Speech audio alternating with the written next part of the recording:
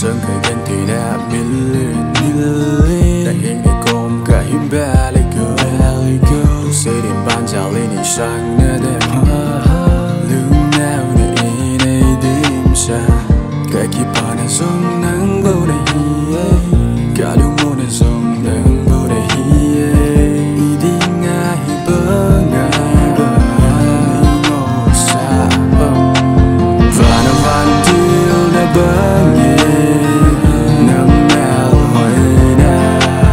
nghĩ thì lúc này đã lâu tìm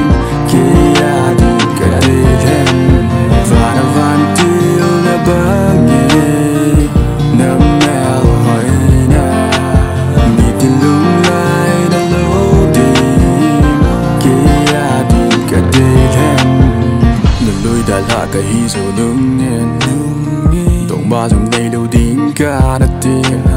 hiện là đã số mày mèo cầm mũ đen ít đi ta mừng ngô cả ba ngày lung sung nhìn ấy nói thím thu lèo đây hiện xây dựng lên ít bị này kéo đêm lung sung khi chát nhà cả đi và nó van tiêu lại ba ngày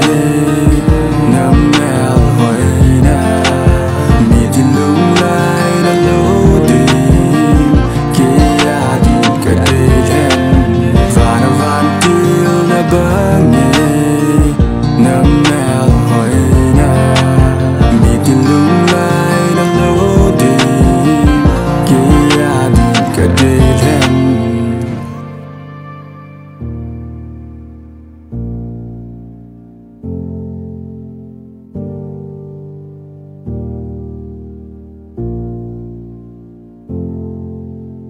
Cả ghen thì đã đi miêu sát gì đi hiểu để số mai mèo có mù gì thế cả thốt đã na rồi sẽ cả miêu gì nơi cầm đâm một em chú có giá trị chỉ xa thì số nó dấu sẽ cả miêu gì chỉ xa ghen thì nó dấu sẽ cả nung xuân ni đang khát mùa lâu và